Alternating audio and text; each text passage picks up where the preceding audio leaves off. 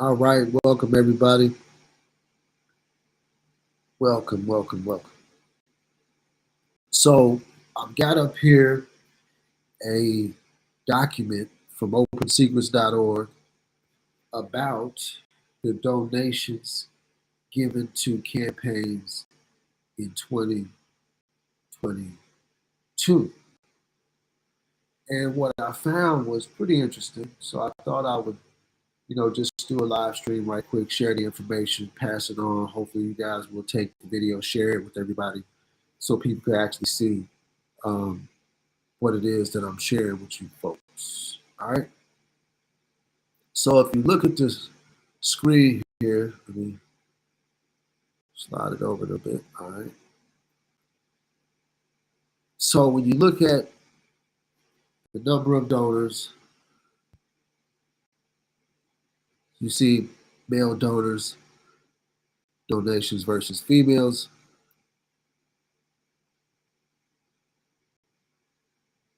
Then you actually start looking at these numbers here where you see that men gave in higher numbers than women gave, $200 plus, double the amount in total. And look at this. Nearly $1 billion given to Democrats.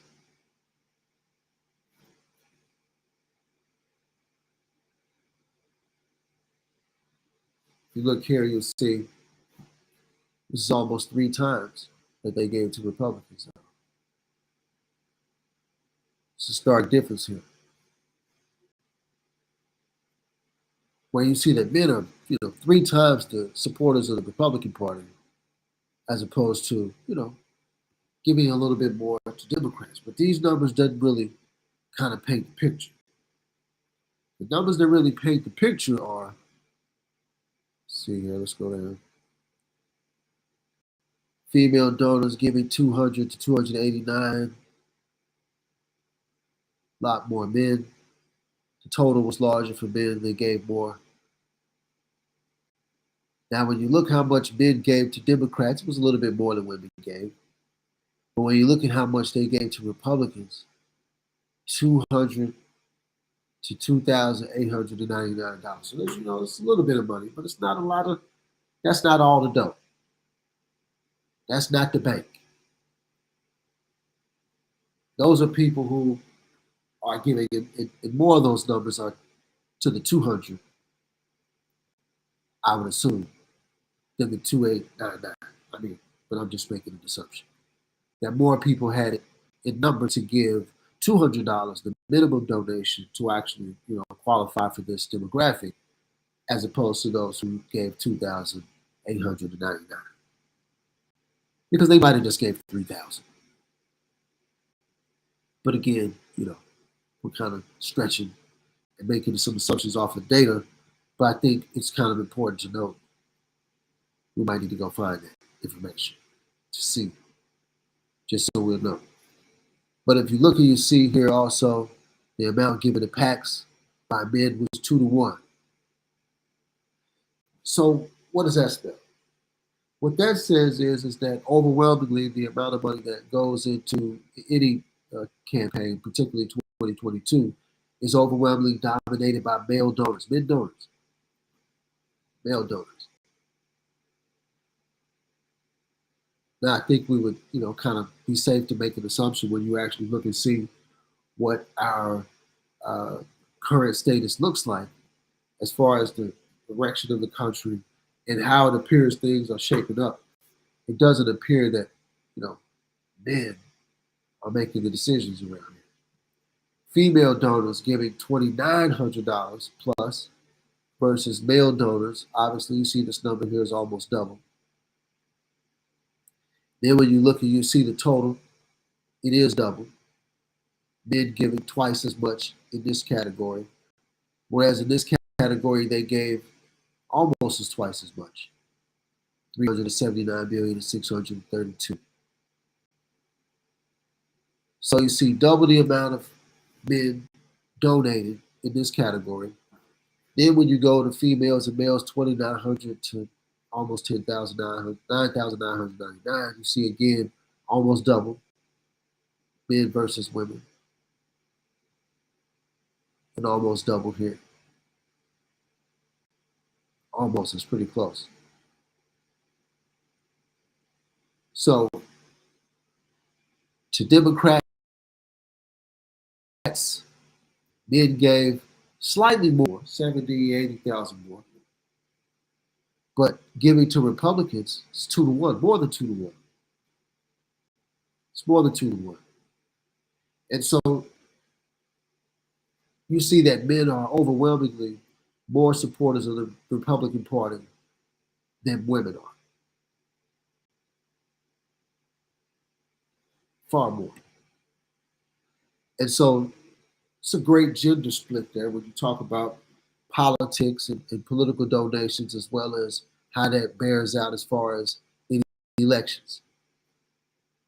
I think last year we just saw the Democrats really post a surprisingly decent election cycle in an era at a time where for the last couple of years, I think the Democrats had earned themselves far less re-elections than what they got. particularly in places like Arizona, with Kerry Lake and Kerry Hobbs going at it. And I wasn't, uh, you know, for or with either candidate until I actually saw what was going on. And the lady was the Secretary of State, I believe, and so she, kind of was put herself in a really compromising position in a state that was compromised.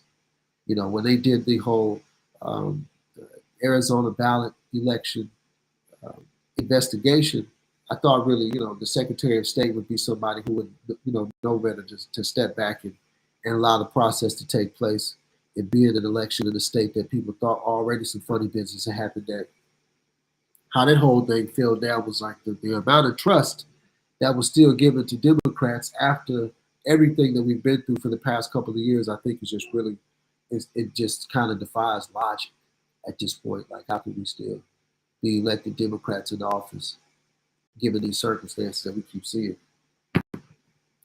So, and going on down the list. But when you actually get to $100,000 or more, you see the number flips. 52% in favor of Democrats, and 47% gave to Republicans. Now you just saw the numbers. You just saw that males and men, whatever they're calling us these days, men gave nearly double in all of these categories. Male donors gave 792, female donors gave 484, 277 to men, 740. It's well over twice as many, well over 100%. The numbers are just different. Once you get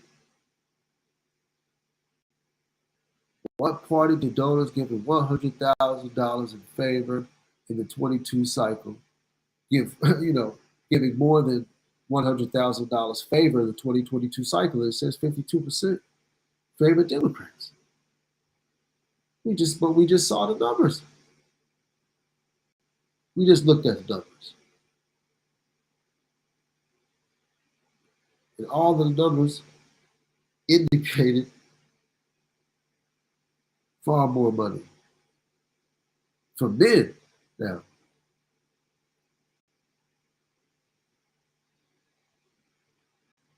It's going to Republicans.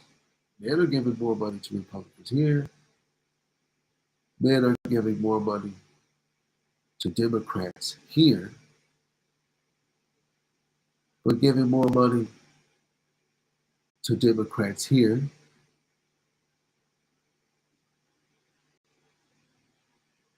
And here.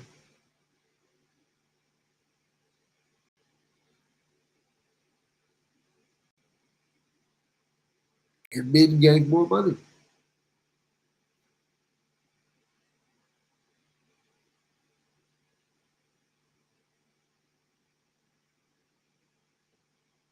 But overwhelmingly,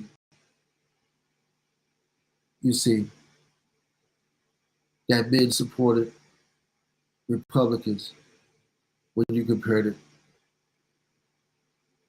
to Democrats. Or excuse me, men versus women gave more.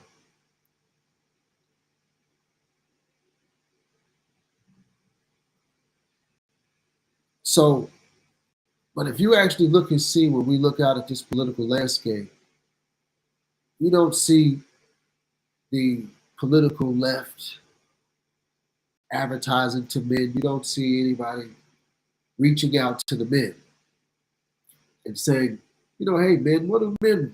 Men want jobs, which means they want immigration policies that don't allow people to come into the country who don't have work visas and get all the work, particularly in your inner city communities and in areas where there's a high crime rate and a high drug abuse rate. Those are areas that I guarantee you that there are men who are coming here who are not from here who are working those jobs. Just point out any community that you can imagine, and you'll see who's doing those jobs. We obviously know the service industry is going along fine in Chicago without young black people from the South Side working those jobs. Who's working those jobs?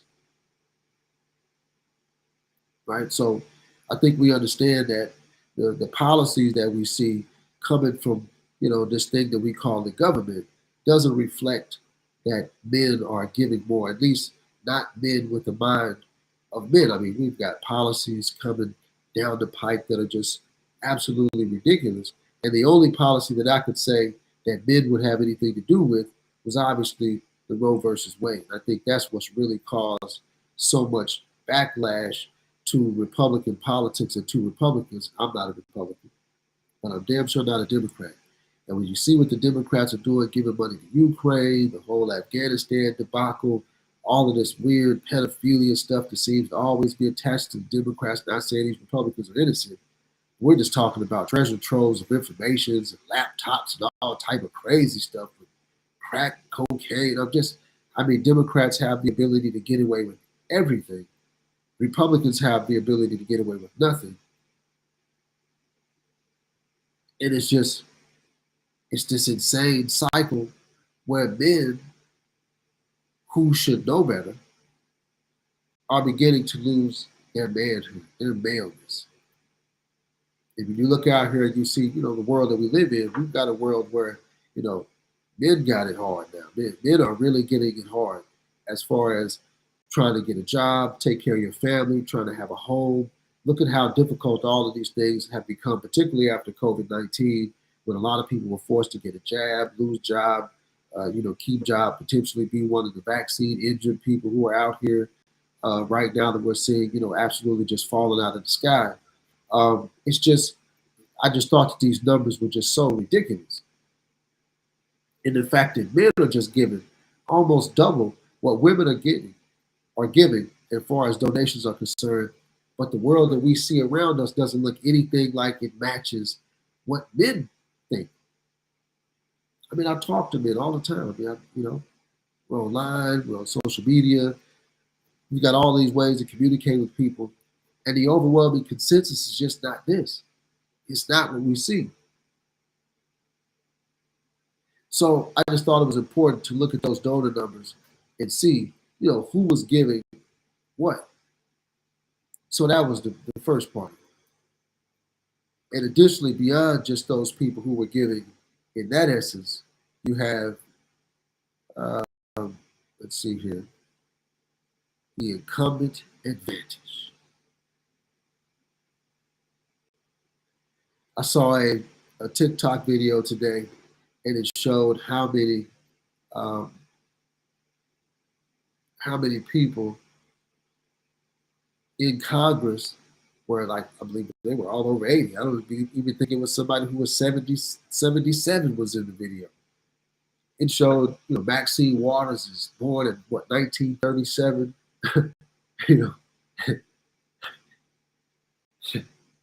She's 83, 84 years old. What is Maxine Waters still doing in Congress? She's 83, I believe, or 84 years old. Insane. So let me make sure I share this in a couple places. But that's really just when I see what's going on in the world around us. There's a war against men. There's a war against manhood. But it doesn't have to just be. We're not just talking about this LGBTQ agenda that many of us believe is very real. I mean, they actually wrote a paper on it. So let's not act like that's something I made up. So when you actually look and see what we're looking at in the world that we live in, like we're not a secure country. We don't secure borders. We push movements of just some of the most absolute asinine, ridiculous things, like these women in sports and the Leah Thomases and other people who think that even makes sense. For people to break records that women have had for, decades, years. And then some man comes in, born a man comes in, and breaks these records. It's just, the absolute insanity. And so when you talk about this coming new world, new world order, some people call it the Illuminati and all these other types of things. But what you've got is you've got a war that's not a war of people are describing as the war that is. You can look at this thing that's going on in Ukraine. But that's not a war per se. That's a conflict. I mean, it's a war, right? I don't want to disrespect you, you know, but it's a conflict because it's not like it's a war where the Russian people are against the Ukrainian people, and so the Ukrainian people and Russian people were fighting and they were getting into it. No, it wasn't about that. It wasn't a war between two people. Let me say that. Let me not say it wasn't a war. It wasn't a war against two people. And when you look at a conflict like what's happening in Ukraine and Russia, it's a conflict, I say, because it's a conflict of interest, much differently than a war of culture, of ideals, of honor, and even imperialism, where a group of people might just say, "Hey, man, we're superior to them. We're gonna go take your land." You know, we've seen that happen, right? But this war that we're talking about, this end of the world war, is a war where ideas are conflicting, at least for the few men who are actually standing up for manhood and integrity and honor in that essence. We live in a culture now where it just we can see these values being disintegrated in front of us, whether we want to admit it or not. And some people think it's in the interest of equity and fairness that we change a lot of the rules of society, and that men are oppressing the world and all these other types of things. Like, so at the end of the day, but when you actually look at some of the people that America say are her enemies, you'll see they don't allow most of the things that we are pushing in America. China, they said they don't want any effeminate men on television at all. I better not see any of them. That's not what Xi Jinping and the people who are literally whooping America's ass in commerce, in artificial intelligence, and almost everything that matters right now, economically and as a global power. It's completely solidified in what it is that China's trying to do. Meanwhile, America's giving money to Ukraine, and Afghanistan is getting beat all to hell because America pulls out of a country that, of course, they wanted to get that lithium. We're not going to talk about that. So, but these numbers that I showed you, or am showing you, really just kind of indicated something to me that I already was seeing. And what that is that we've got a culture where the overwhelming majority of what people want on the ground is not what the people are seeing in their face. We're being sold something in our face that's not the thing that we actually want on the ground. Nobody's against LGBT people. But when you actually see how these people are taking children and putting them in the parades, and then we got the Balenciaga and all this type of stuff, like, people are not out here. The average person is not for the torture, the murder, and all this stuff that they were advertising about Balenciaga. That's why it was a story. That's why it had backlash, because the overwhelming majority of people find that shit disgusting. Excuse my language. But why is it in our face? Why are we consistently seeing this advertised to us as if it is something that, everybody wants? Balenciaga, everybody wanted Balenciaga, but I don't think everybody wanted what Balenciaga was trying to push and promote. But people get caught up in this, this fashion world of my stuff's flying and yours is materialism, to where people are blindly loyal to these companies. They have no idea what's going on behind closed doors. And in many cases, it appears like when they do find out, they still don't say anything, because we still didn't hear any real backlash from Hollywood about what was happening with the whole Balenciaga thing. And for the people who did come out, they came out days later, after everybody on the internet and the real world was saying, damn, these celebrities aren't speaking out about this issue, and don't have a history of doing so. Right? So I think that's, kind of one of the things that is really at it's the goal of this new world order that's being established as we speak. It's already been established, but it's being refined as we speak. And it's being refined to the degree that previous generations, like, they could see the Hitler. They saw the Hitler. They said, oh, okay, here's a Hitler, and we're going to get the Hitler. But who's our Hitler? Who's the Hitler of today? Who's the bad guy? China? We sure don't act like it. If you look at, President Biden and his son, and, we can talk about all those companies that they've got in Ukraine and in China, Burisma and Rosemont Seneca and all these other companies, that are open there, are out there and open for everybody in the world to see. Like, this is not a secret. These are not secrets at this point. It's just not. People got videos all over the internet with hundreds of thousands, if not millions of views about Hunter Biden on his laptop, smoking all this crack with underage girls. We've been seeing the videos of Joe Biden doing inappropriate things with young people for years. The overwhelming majority of people voted for Joe Biden. What? Donald Trump didn't get reelected? How did that happen again? Like, have you seen the rallies that Donald Trump was having? I mean, it was ridiculous. And this has nothing to do with Trump.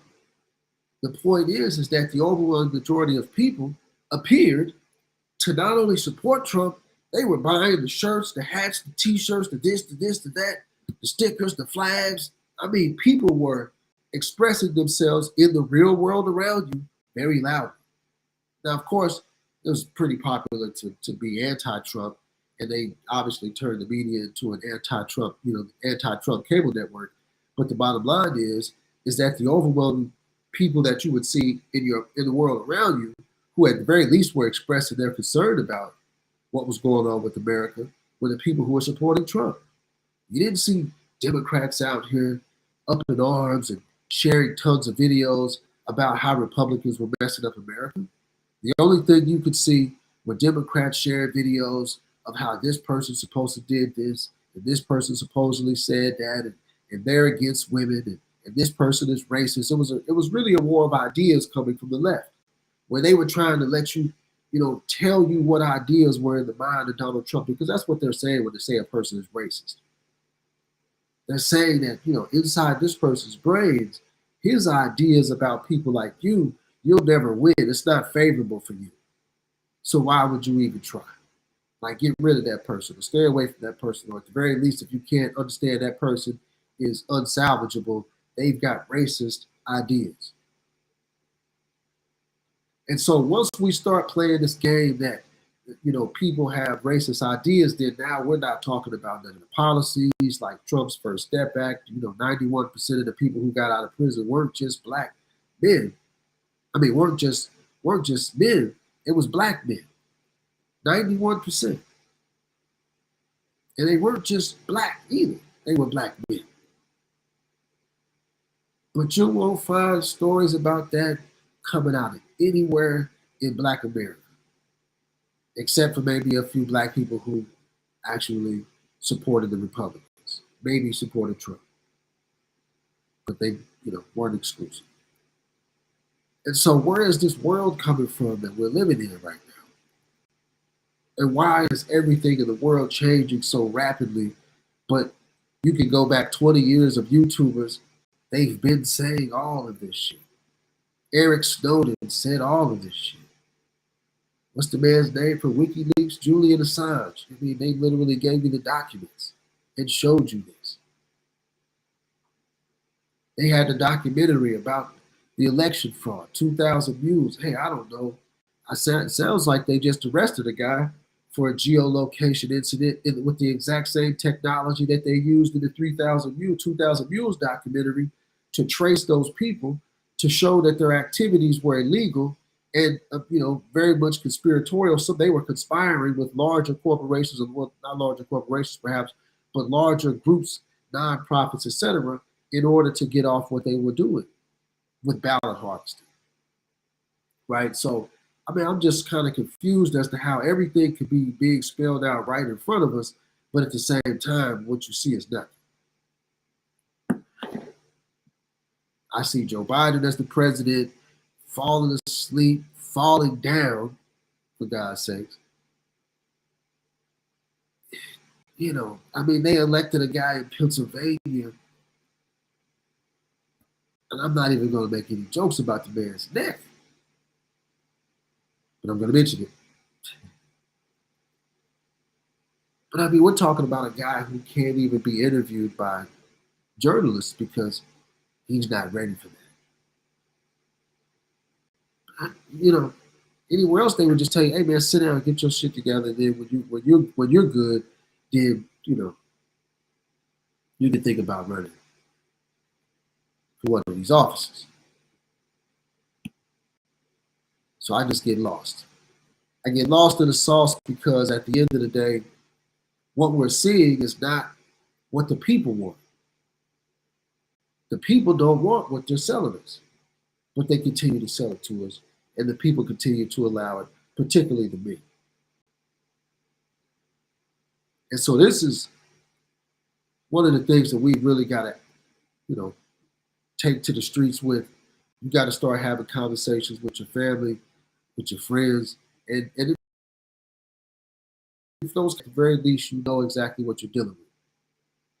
And I'm not saying throw people away, because you got to educate yourself, and hopefully you can educate other people about what's going on. But we're living in a time where we just can't sit back and just allow things to happen organically, because there's nothing organic about what's happening. What's organic amongst the people is not the messages that you're going to see on your TV. It's not the messages that you're going to get in your children's schools. It's not the messages you're going to get from the economy around you. It's not the messages that you're going to get from the way that your country is protecting you from having to compete against illegal immigrants for jobs, labor, for property, and all these types of things, where we've just got a complete dereliction of duty in every aspect of our society. But I mean, what can you expect from a government who built itself off of such an immoral act? And this is the thing that's coming back to bite America in the ass. And it's the reason why all men are under attack. All men are not under attack because of what black men did when they had the steering wheel. All men are under attack because we don't want to get into the times when black people ruled the planet and all that type of stuff. I think we all understand that, right? Right? There was that time. But when we start looking at the world around us, again, we talked about how this racist word gets thrown around. And while there's some low down, dirty, racist suckers out there, everything they're pointing to as saying racist is not to, and if it is racist, we're not attacking that racism in the way that I think we need to attack it. We're marching in places, but we're not looking at seeing what the banks are doing and how the banks are not lending money back into our communities. We can't continue to have a situation where we have banks in the community, people putting money in the banks, but then the bank is not spending money back into the community to allow you to rebuild your home, get your roof fixed, fix your driveway, get it repaved, to help the community do anything to keep the community looking good, beautified, keep the property values nice and high so people can pass that equity down to their children. It's real estate now, not fake estate, real estate. But when you go to these communities where black people live at, particularly, it's not real estate, it's fake estate. It's fake estate in the essence that when you see who controls the commerce in those communities, it's not the men from those communities. It's not the men in those, because again, when you look at the people who are donating to these political campaigns, it shows you that men just at the end of the day got way more money than women do, particularly for politics. So when we start looking and seeing who's coming into these communities and who are these immigrants, you got to start looking at this and saying these is men. We got to stop saying immigrants are coming in here, because the women are not coming in here building buildings and getting the jobs and doing all this type of stuff. While they are getting some jobs, they're not coming into this country taking the jobs. I need y'all to go look and see in these Hispanic communities where I'm sure there's a lot of women who are working, but family, a lot of those ladies are taking care of those kids at home. They're not going to work. These immigrant women are not coming here, in many cases, coming here to get a job. They're coming here because their husband got a job and they got kids to feed. And so they bring the husband and the kids. You see them when they cross the border. They talked about all the kids that was in the cages. Whose kids you think those were? Why were kids coming? The kids are coming because mommy and daddy are coming. The kids are not coming to America with one parent. These are families bringing children, or these are young men who are coming with their woman or by themselves. And some women coming along. But the overwhelming majority of it are nuclear families crossing your border. while your country is struggling on its ass to keep men in the homes. You ain't got no nuclear families. So they're not just importing or bringing in immigrants, they're bringing in immigrant families. What do you think they do is sending the money back, the remittance, and the money goes back to where they from? This is all to support the men. This is not to support the women. There's no disrespect to women, but if you think the whole immigration to America thing, particularly from the southern border, has to anything to do with the women, I think you might want to go back and look at the drawing board because it's about the men. And America shows you overwhelmingly the men are getting the money.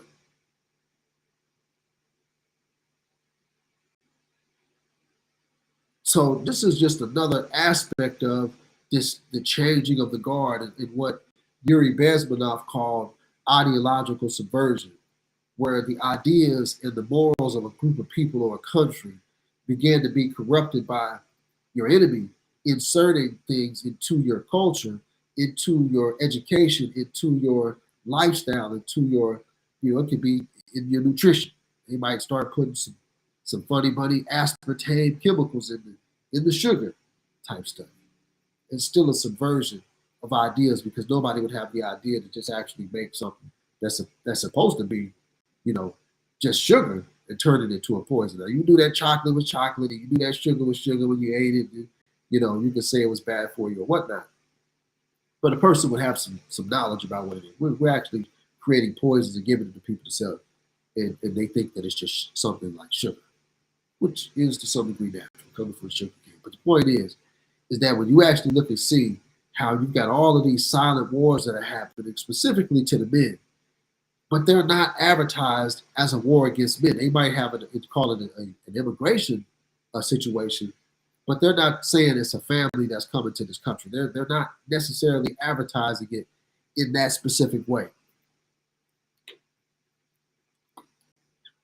And you can't have a nuclear family without a man or a woman, for that matter. But again, it's the men who are coming here who are getting jobs. Just go look at these construction sites around you. Now, you start to see some of these Latin women who are actually out here wearing a hard hat now. But that's still a rare case. For the most part, you can find them at the bus stations, at the school bus stops, at the school, you know what I mean? Like, come on now. I've lived in Texas, lived in other places where immigration is a thing. And you see the culture, because particularly on the black side of town, generally, somewhere near there is where the Mexicans are at in those communities, or the people who are coming from the southern border, because some of those people are not Mexican, they're Guatemalan, they're from Honduras. I've met Nicaragua, Panamania, they're from all down through there, not just from Mexico. And so the point is that when you allow all these people to come into your country, again, these men, now you look around you and you see an even further crumbling of everything in America, because you're not going to find men out here. Men are out not out here celebrating, man, I just got me a new house. You'll see families out here celebrating they just got a new house. Because that's how, homes are acquired. Generally, a lot of men, not saying men are not in homes by themselves. I've been in a home by myself, but it's not the normal way that people are going out in this country and buying homes and acquiring homes. Now, of course, more men are out here purchasing properties, but they're not limited. We can't, have added some Grant Cardone investor and then still use those numbers and say, well, men are buying a whole lot of homes. That's not the same as the ones who are buying them and staying there and living by themselves, as opposed to the families who are going and purchasing homes. Families, these are family purchases. And so we allow families to come into the country, particularly illegally, and then we start creating amnesty programs for those people. That's even if men are the ones who are doing it, that's still a war against men. That's a war against men. You've lessened the opportunities for the men in the country that you live in to be able to earn a living wage and to be able to support women and children, thus keeping crime rates down, because they got a roof over their children's head and they got homework to do. They watching cartoons, they on the tablet, they're not outside selling drugs at 14 and 15 years old, 12 and 13 years old, shooting people, stealing cars, doing all type of crazy foolishness because, they got that new Xbox for Christmas. They got the new remote control car, the new doll, the new house. And so parents have something with which to say, hey, look, you don't behave. You're not going to be able to play those games and do the things that you like to do. And a lot of people might underestimate that. But when children actually have something that they like to do or they want to do, and that becomes a motivating factor in their lives, you'll find people like that who are far less inclined to be involved in a bunch of bullshit of kids just hanging out, sneaking to smoke cigarettes by the trash can. All those kids sneaking to do some of those, they don't all have two-parent homes. Those are not two parents, and they're saying, hey, where's little Johnny at? Where's Susie at? Where they at? Those are the homes where you got one parent, mostly a mother, who's got to learn how to work a job, take care of the kids, find childcare, cook for the kids, get the kids to school, make sure the kids are doing what they're supposed to be doing. In many cases, this is more than 1, 2 children. So this mother is completely busy doing what she's doing. Once the little boy or girl grows up to 11, 12, 13, and then kind of been given the responsibility of watching the little brother and sister and then start sneaking off and doing their own thing. These are the kids that you'll find that's out here engaged in a lot of the stuff that's, getting your car stolen and getting your house broken into. Not saying that people who don't come from good families don't steal and do a lot of this shit, but when you see the type of crime numbers that we've got, matter of fact, let me not talk about it. Let me show you. Let me show you.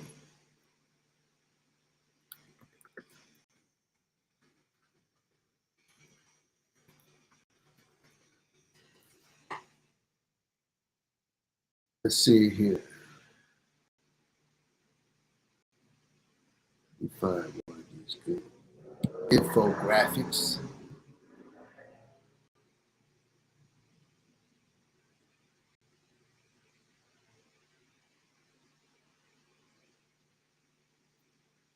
Let's see.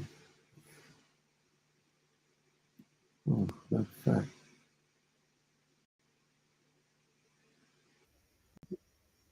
Anthony.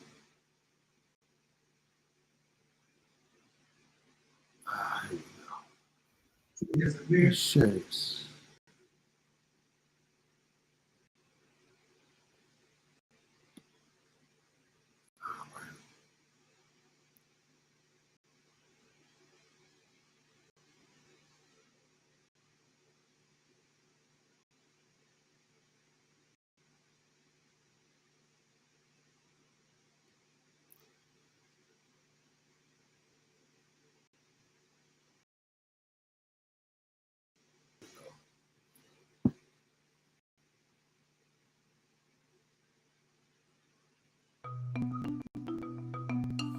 What we're seeing is a very specific, dramatic increase in murder and gun violence. There was about a 30% increase now in murder from 2019 to 2020. Year on year, it was by far the largest increase ever recorded. We have data going back to the 1960s in terms of national murder trends.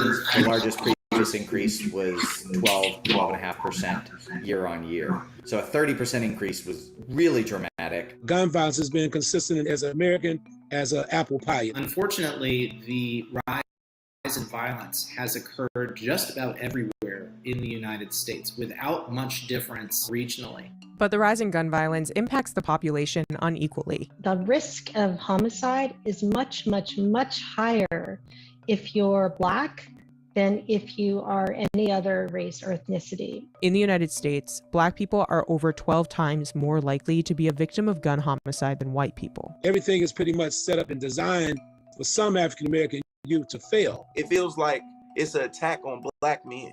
You know what I mean? It feels like, to be honest, like the world hates me. When I was 15, I knew I was going to die at 18 and I accepted it. Trauma is ubiquitous in this area. The victims of violence are traumatized. The perpetrators are traumatized. The law enforcement and other officials who are working with these populations are traumatized. So having a trauma-informed approach to these issues is really important. Here's why murder rates are rising in the US and what we can do about it.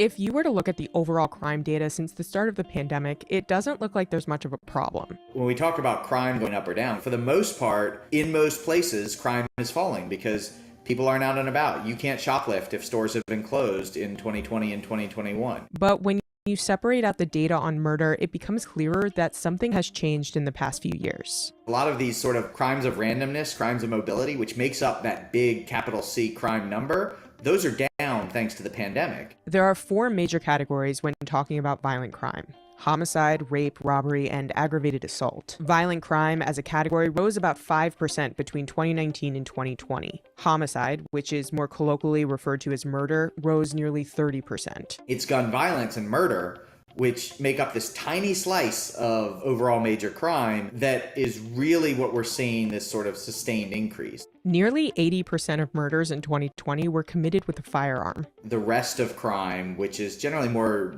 dependent on mobility, dependent on more random criminal acts, those haven't really increased. It's very hard to know with certainty what drives crime trends, but I think there's broad agreement that there are at least 3 factors that are playing an important role. The first, of course, is the pandemic itself, which placed the individuals who are at the highest risk of violence under enormous pressure, and they were already under pressure to begin with. And at the same time, it put the institutions that are responsible for engaging those individuals, law enforcement, courts, and community-based workers, all under tremendous strain as well. Investments in civic infrastructure reduce violent crime. For example, providing structured opportunities for kids and for adolescents, whether that's after-school programs or it's summer jobs programs, it's lengthening the school day. All of these interventions reduce the risk of violent crime because we're giving teenagers and adolescents some place to go that's structured and safe. And during the pandemic, of course, that all fell apart. The second factor is the social unrest that followed the brutal murder of George Floyd in Minneapolis. There was a significant surge in violent crime immediately after the murder of George Floyd. As people lose trust in the criminal justice system after sort of these widespread, instances of police shootings, they're less likely to participate in it plausibly, which leads to these very difficult to interrupt cycles of violence. Highly publicized incidents of police violence really drive a significant wedge between police and the communities that they're supposed to serve. When they are disconnected, crime surges. The George Floyd shooting to Black people was the last straw. You see this Black man suffering, with a knee in his neck, begging, "I cannot breathe, sir." You will be angry because at the end of the day, George Floyd looked like one of my uncles. When that happened, we just felt like, so y'all really just gonna kill us. There was a time when people were scared to commit a crime in front of the police. Right now, a lot of people just can care less. The cops are scared. When brothers that's committing these crimes are noticing that the cops are scared, why do you think the crime rates are so high? We already angry. You're not gonna protect us. But what we gonna do? Tio Hardiman is the executive director of the nonprofit organization Violence Interrupters, which helps facilitate gang mediation and works with high-risk young men and gang members. Violence Interrupters is what you might say is a public health approach to reducing shootings and homicides here in Chicago and across the nation. We look at violence as an epidemic. It's learned behavior, and we have to train people and educate them on how to unlearn violent behavior. I got shot in my head because of choices that I made in my past. Around that time, I had just stopped gang banging, just stopped selling drugs, carrying guns. I had just stopped. I remember at that time, I was trying to stop drinking. And I remember that night I slipped up. I went to the party, I got drunk. I remember telling myself right before I got shot, I have tomorrow. Ma'am, they shot the cop 28 times. They hit me and my friend in our heads. I was bleeding out my head like a faucet, but I survived. I've been doing different things to heal from that, giving back and trying to talk to people who's going through what I'm going through has helped a lot. The third factor playing a significant role is guns, specifically firearms. And what we know is that there was a massive surge in legal purchases of guns during the pandemic. There were an estimated 21 million guns sold in the US in 2020, breaking the previous record in 2016 of just over 16 million sold. In 2021, that number dropped slightly to a little less than 19 million guns sold. What we also know is that a larger share of those legally purchased guns were diverted into the hands of criminals more quickly than normal. Criminologists call this the time to crime, and the time to crime for most weapons, meaning the time a legally purchased gun eventually finds its way to a crime scene, is often 2, 3, 4 years. Unfortunately, the number of guns that found their way to a crime scene, newly purchased guns, within 6 months surged massively during the pandemic. We know for a fact that poverty, we know for a fact that discrimination has played a very significant role in an adverse way when it comes down to poor communities, especially Black and brown communities, but in particular, the African American community. When we think about what drives a particular individual to commit a particular crime at a particular time, we tend to think about motive and opportunity and probability of getting caught. So motive oftentimes comes down to an economic motive, engaging in an illegal activity to get some kind of asset versus legal activity. When you are born into poverty, or when you are faced with poverty and it's like you see you cannot get the resources that you need, you give up and you start doing other things. We need help. We need resources. We need mental health services. We need jobs. We need help. Many headlines have focused on the rise in gun violence in major cities, but only focusing on cities doesn't tell us the whole story. New York City is the biggest city in the country. Chicago has the most N number of murders every year. So that's sort of, I think, why people fixate that. Also, the increase was not just a urban city problem. It wasn't a blue problem. It wasn't a red problem. Murder increased in big cities. It increased in small cities. It increased in the suburbs. It increased in rural counties. The way the U.S. gathers crime data can make it difficult to determine exactly where crime is rising. Local police departments voluntarily report crime statistics to the FBI. The FBI then releases that data, but it's delayed. If you want 2021, 2022 crime data, you have to go do it by hand, literally. And, there's a lot of cities and a lot of villages and a lot of towns and a lot of counties in the United States. So we're not getting a comprehensive collection of data, even if we go straight to the source. Our collection of data from about 100 big cities with available data showed murder up about 6% last year relative to 2020, which we know big cities tend to overstate national trends. The cities that saw the biggest increase in crime between 2020 and 2021 are spread out across the map. Most have populations under 1 million people and a mix of political affiliations for city leadership. Often this gun violence is concentrating in poor communities of color in cities all across the country. However, it's actually much more concentrated than that. What we find is that crime doesn't just concentrate among a certain group of people or in a certain neighborhood. It actually concentrates in micro-locations known as hotspots. And 4 to 5% of a city's geography of these hotspots can make up 60 to 70% of all violent crime. In Chicago, a lot of the violence congregates around specific neighborhoods. You just have to know where you're at. You have to know who's around you. People prey on the weak here. When you are so impoverished that you have nothing, you start looking for the easiest way to get something. And it's sad that people gotta live like that. It's sad, but this is the reality of our city.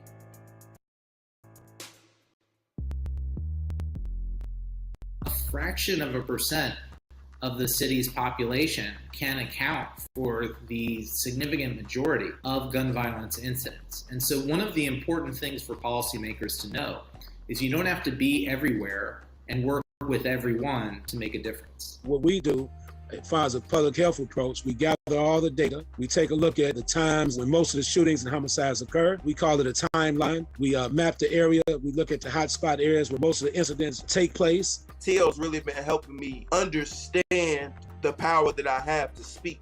I work with a nonprofit called Fierce Women of Faith. The point of Violence Interrupters and Fierce Women of Faith is to get people out here that understand us so we can bring them to us, so we can show them there's resources, there's help, there's people that love you. Because Chicagoans feel like there's no hope. We call it constructive shadowing, where we shadow the individuals and help them along the way.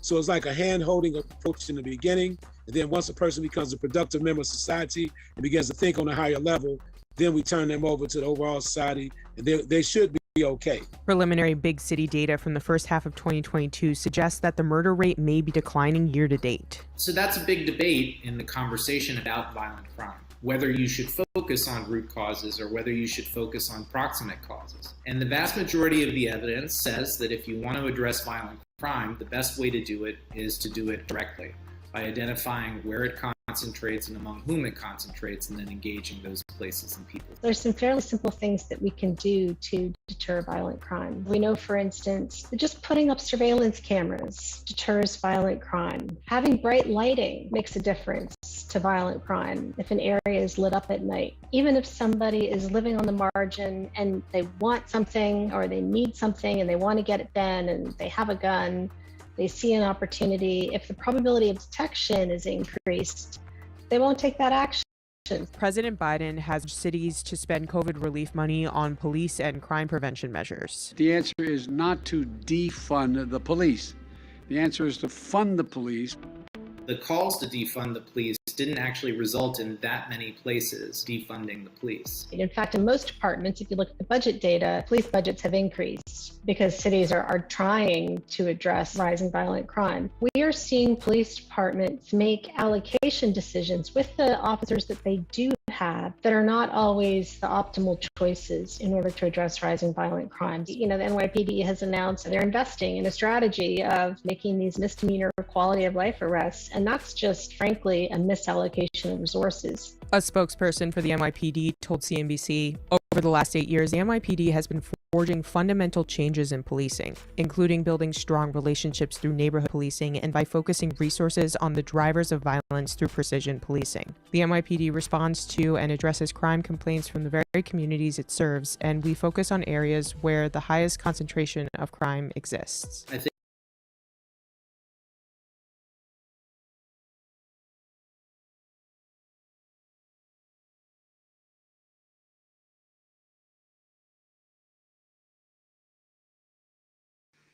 Now, I want you to see that what's on the screen. And this is in New York, of course.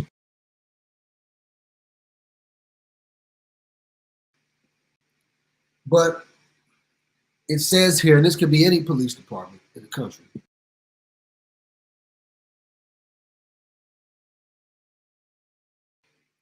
it says the police, we'll just say the police, respond to and address crime complaints from the very communities it serves.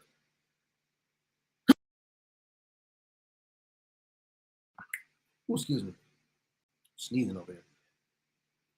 From the very communities it serves, and we focus on areas where the highest concentrations of crime exist. Well, we know what the areas look like, don't we?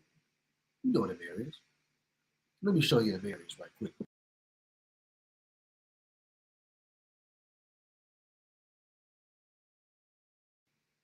I'm going to show you those areas right quick. Let's see here.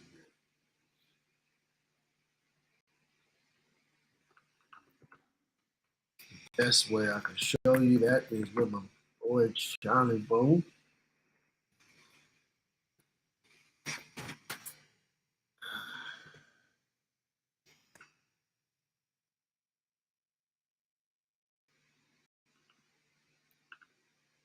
You go give us a shout out to the brother here. Share the screen like this so y'all can see that.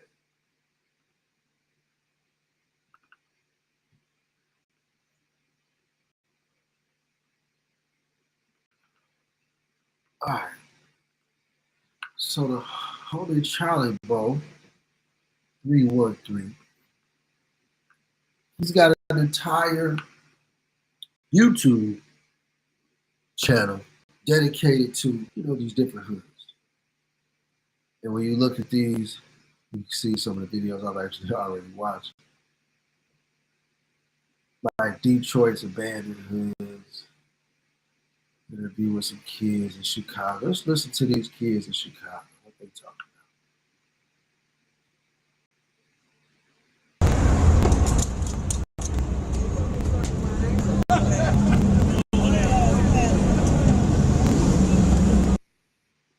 other day. Welcome to the NASDAQ. Okay. Welcome to Mac Block, man. Yeah. Okay, that's what they call this area right here? Mac Block right here. Money Block Oh, shit. okay.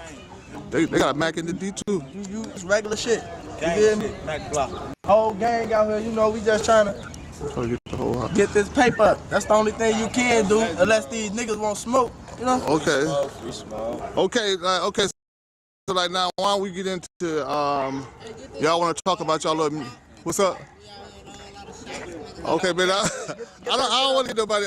If you want me to show it, I'll show. But I don't want to get nobody in trouble. Man. Whole bunch of Okay. gang shit. Hey, that's how it is out here every day. That's how everyday shit for us. On that weed, where that weed at? Gang shit. Whole lot of gang shit. Okay. We don't even want to talk, man. We out here, man. Back at Mac Block, this is going on in the rack. Go ahead, check it out. Go ahead, check it out, man. What's happening? No Gang, shit, gang. check it out, man. Check it out, Okay. man. We out here, man. We standing tall, man. FBO, niggas ain't on that shit, man. We gonna put the hood on. We ain't trying to talk on that. That's full name. Okay. This Young Charlie, man. What influenced me, man? The streets, man. What influenced us? They killed my homie, man. They put him on, you feel me? I ain't trying to talk, you feel me? Whole lot of shit going on. Motherfuckers gonna get on all this shit for real, though, you feel me? Stone, we out here, though, man. Look, we just trying to make it, though. Shout out Young Charlie, man. Most valuable player, MVP _ Young Charlie. MVP _ Young Charlie, man. Mac Block. That's the game, man. Mac Block shit, man. Money Block shit. Money Block MB, man. We taking how over we Chief coming, man. Lobo up next, man. You know how we bumming, man. Beat it up, man. They already know. We finna take this shit over, you feel me? Everybody looking, they wanna know what's going on. Put the We camera just on this trying car. to Put the camera on this car too. We this how it is every day out here, bro. You ain't from here. We tell you how it is. We on every car. We on ass, We ain't no shit. That ain't nobody. Swing the camera back. That's how we coming out here, bro. Put that bitch on my little homie, got the nigga, we on ass, man. We out here, this shit real, you feel me? Shit, we ain't fucking around, playing around out here. Everybody out there in Detroit, get up with me, man. Shout out to the D. Shout out motherfuckers that's 6 mile. 6 mile. Shout out 6 mile, 8 mile, 7 mile. Motherfuckers that be in downtown, Greektown. Shout out everybody. Shout out. Yeah, you know a little bit about Detroit. Yeah, hey, I told you.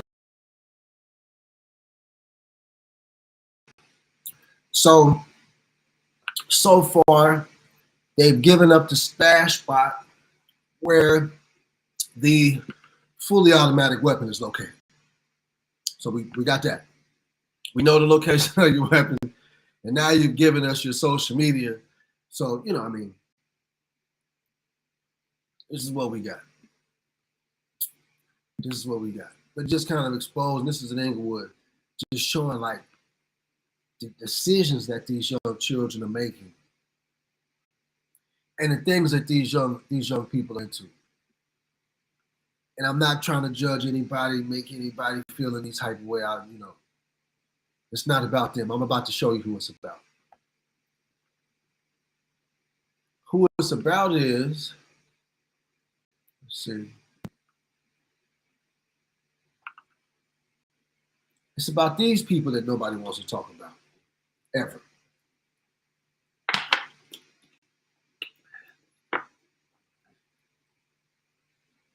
So, this is an article from a Chicago radio station. Actually put this together, 91.5 WBEZ. Shout out to them for doing this work here for people who actually are paying attention to go find.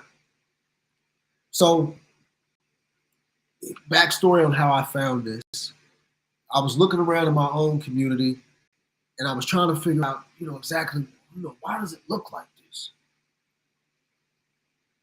Like how? Consistently. And so I started thinking about, well, you know, like in those communities that you think are nice or, you know, suburbs, etc. Why do the suburbs look like the suburbs look? Well, just think about it. I've seen where they even put the new street down to create some suburbs. But they've actually done the entire creating of whole neighborhoods and communities and shopping centers and gas stations with, you know, 25, 30 pumps pop up. And, you know, all type of new businesses and new malls and things of that nature. I've seen whole communities be built right before my eyes. But I've seen other communities that have been in places for years that, you know, in many cases in areas where many of the city services and industries and and factories are conveniently located, right in those communities. And I've seen these things go absolutely to hell. Right? So I think we're in a situation where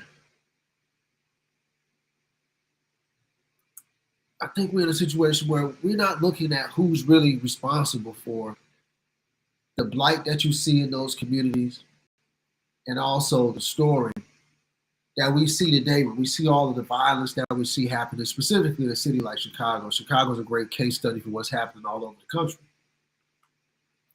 And so if you read here, it says 80 years ago, the federal government drew red lines around Chicago's black neighborhoods and warned banks not to make home loans there. Today, discrimination in housing is outlawed. Federal regulations are supposed to ensure banks lend in all neighborhoods. But a new analysis by WBEZ and the nonprofit newsroom City Bureau shows gaping disparities in the amount of money lent in Chicago's white neighborhoods compared to black and Latino areas, a pattern that locks residents out of home ownership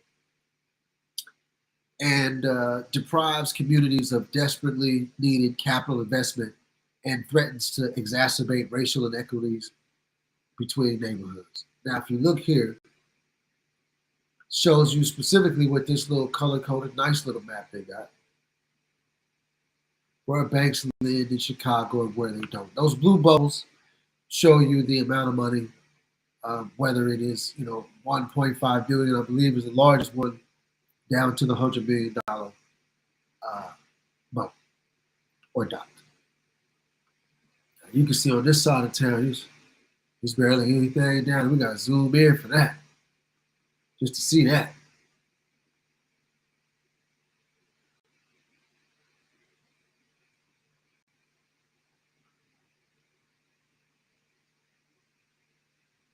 See, you see, wow. Largest investment right here.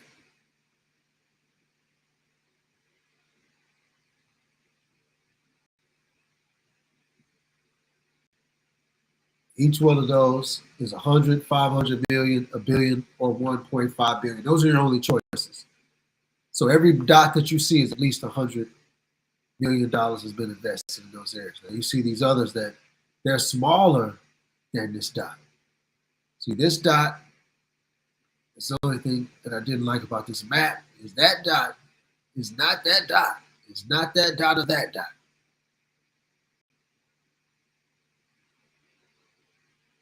But clearly we know this is $1.5 billion. And these are all billions. And these are all 500 million. Look at this. Just easy work, 100 billion everywhere. Just 100 million, 100 million, 100 million, 100 million, 100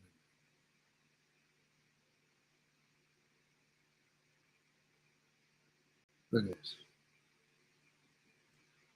Now when you get down to the south side of Chicago, that thing looks as naked as if you just walked into a strip club. And when you see the blue is black. These are majority black neighborhoods. So you can see even on the south side, there was nothing here. Then you can look over to the north side and you still see nothing here. It's just naked. And then of course, this is a little community here. It's a little green. That's Latino.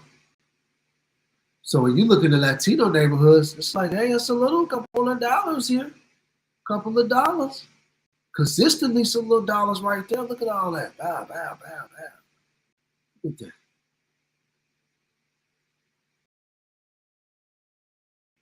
Nothing. You got one little something right here, right on the edge. You got some little edge investments right here on the edge.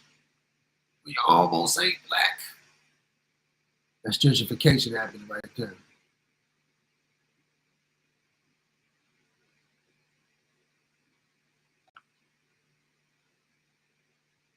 So this is what you got in the city of Chicago. You've got a city that's not lending any money back into these communities. And we wonder why, when you look at these communities, what you see looks like this.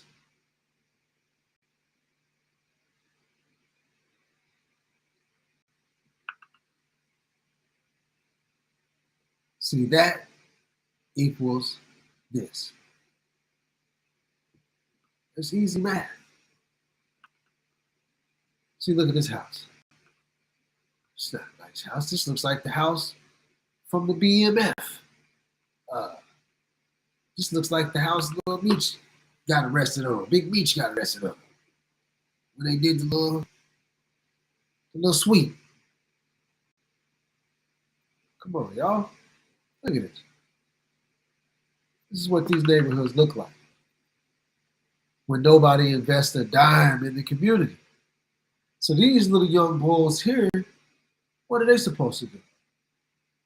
I mean, I want somebody to tell me. You heard what the lady said in the documentary, or excuse me, not the documentary, but in the news report, where she said that these communities got to have somebody's got to invest in these neighborhoods, civic, and city investments and private investments. We can't expect these communities to look like anything other than what they look like. I want you to see just how it looks. Let's see.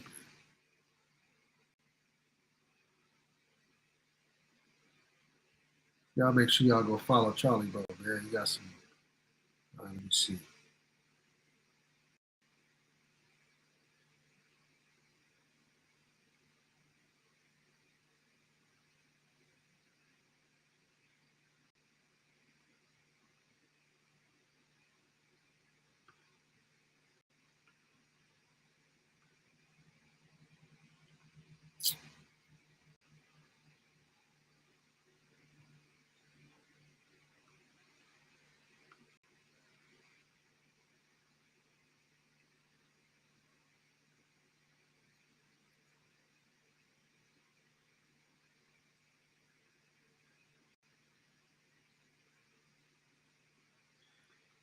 Got a whole compilation of hoods. I'm trying to see where it's at.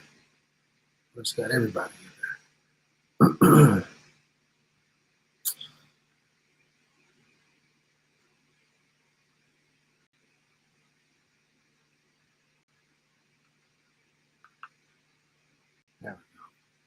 I've been getting paid $1,000 a month, if not more, just from this app on my phone.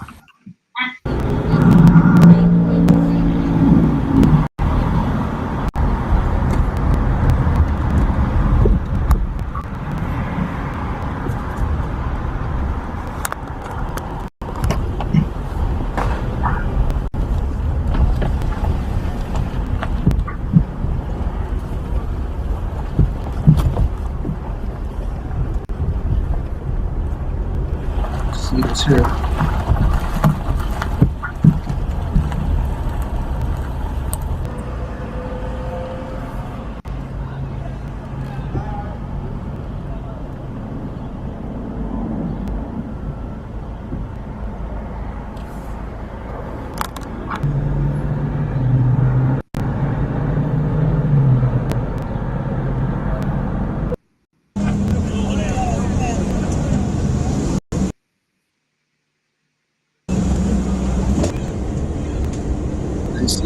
You see those are the businesses. This is the business district. This is what banks invest in. They invest in this. They invest in whatever should be over here on the other side of the street. But there's nothing there.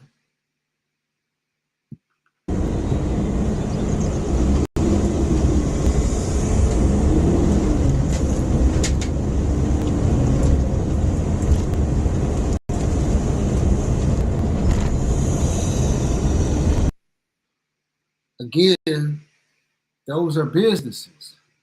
I've never heard of Johnny's Fast Foods. That was somebody's business. Let's go, man. Let's go look it up.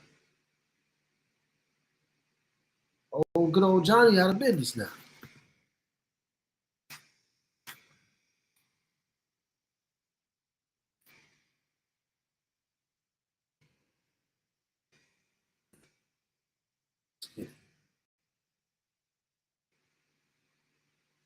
What's up, YouTube? Y'all make sure y'all hit that like and that subscribe button and that share, if you will.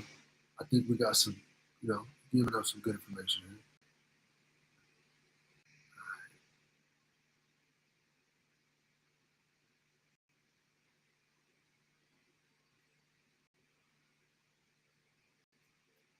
here. Uh-oh.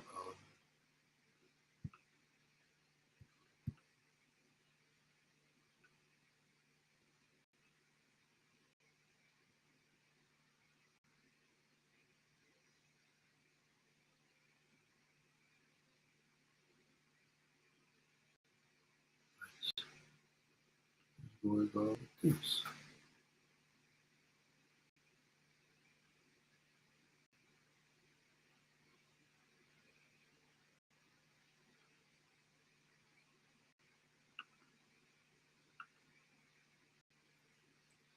All right, let's get back to it.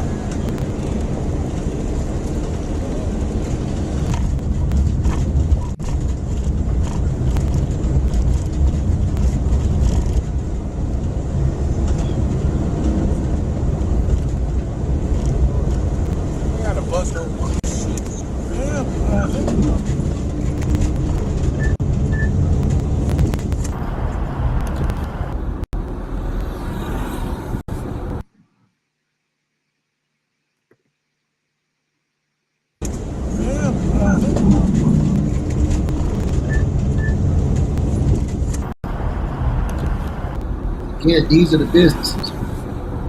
Laundry World. See this? These are the businesses.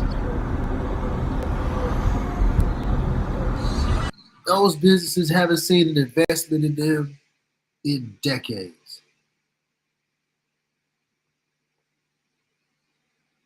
In decades, family.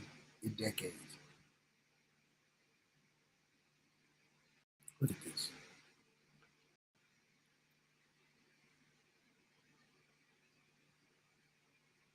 Now I'm looking up Johnny's Fast Food to see where Johnny's at. Look at this.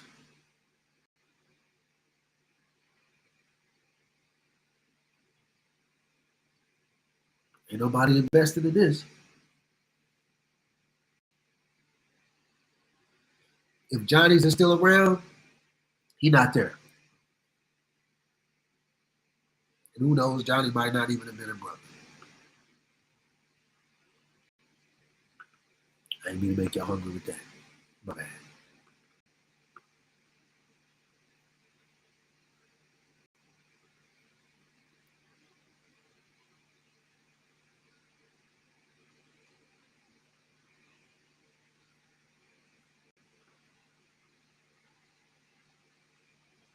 I don't see too many more images of that.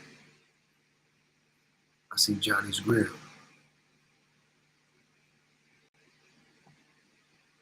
Says, I don't want to leave.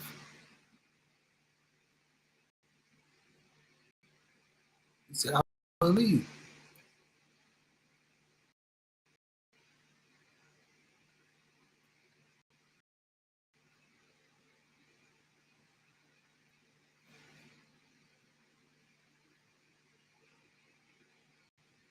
Now, let's make sure Logan Square is in Chicago, that we ain't got a different Johnny's. Make sure we ain't got a different Johnny's.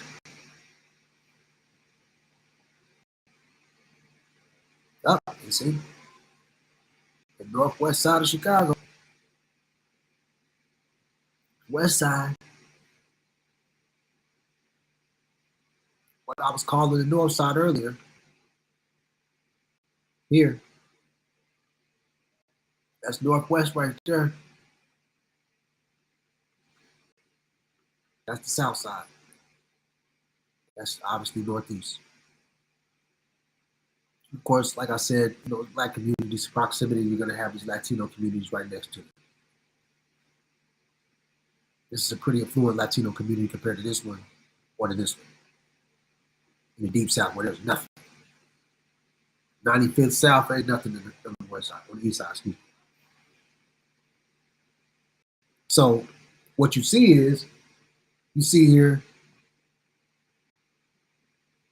where Johnny said he didn't want to leave. Now, I don't know who Johnny's is. I don't know who Johnny's grill on. It might not even have been a black person. Just see. Osaki. So he probably wasn't even black. Saul Osaki. Hella Santis. So this is not even a black person. But nevertheless, there's not anything even been invested in the community at all. Not anywhere decent for people to go eat, for kids to go hang out at, have a milkshake, do all that stuff they was doing. What was that show called? Let me show y'all. This is important. Let's see here.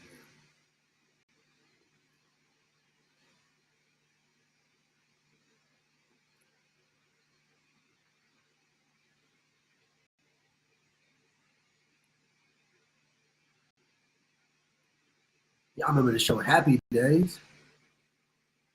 Where was Happy Days at? Where was all those kids making all those memories at?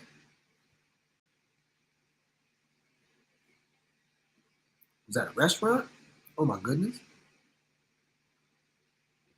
What's that in the background there? Indiana.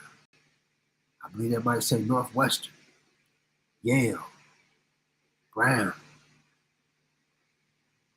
I can't see what college that is there. They got college banners on the background of the restaurant that the kids are hanging out at, having all of the happy days. That was a pretty happy day. Look how happy they look. That was a TV show. But art imitates life. It takes investments from these banks into these communities for you to have these restaurants, for you to have these happy days. And so you heard the one brother speaking who worked for the outreach, that he said that he felt like nobody loved him, nobody cared about him. Well, I'm gonna tell you who didn't care about you. These banks. Says WBEZ and City Bureau. Screen is kind of acting up here, just 1 second. Says that for every $1 that was invested in majority white communities, that only 12 cents was invested in black communities. For the federal government, in 2018, 168,859 loans totaling. Let me see here. I'm sorry, I'm not even sharing the tab yet. 57.4 billion for residential properties. It also says ranging from condominiums and single-family homes to larger apartment complexes, the loans were made by traditional banks, but also non-bank mortgage companies, which now give out more than half of all home loans in Chicago.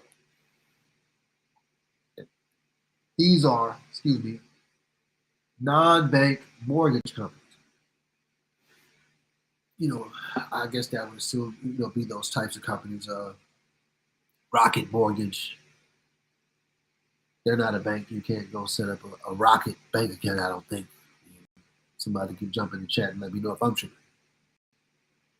68.1% of dollars loaned for housing purchases went to majority white neighborhoods, while just 8.1% went to majority black neighborhoods, and a little bit more went to Latino communities. So,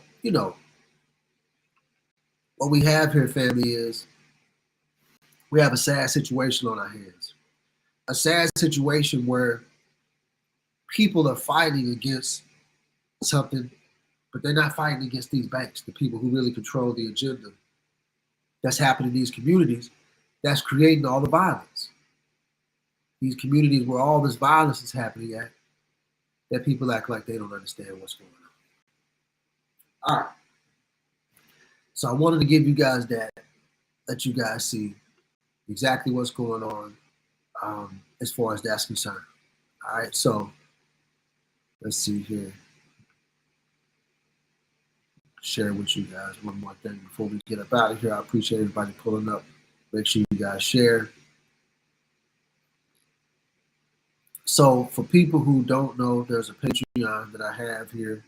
You guys can come to the Patreon. You can come support. Here's some of the posters we've got.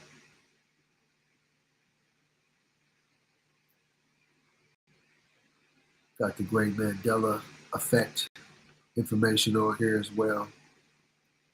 We got some more stuff on there. So make sure y'all come check out the Patreon, subscribe. I got more things that I'm going to be dropping on the Patreon today, tomorrow, and the next day. I've been uploading things pretty regularly on there. So go check out the Patreon. You can find that at King Sick. It's down in the comments as well. You can take that, copy that link, and post it in your browser, and go check out the Patreon. I'm going to be uploading quite a few books onto the Patreon today. Hopefully get all those uploaded, as well as those live lectures that many of you may have or not seen, or maybe seen me advertised. They'll be available on Patreon as well. So I appreciate everybody pulling up. Thank you.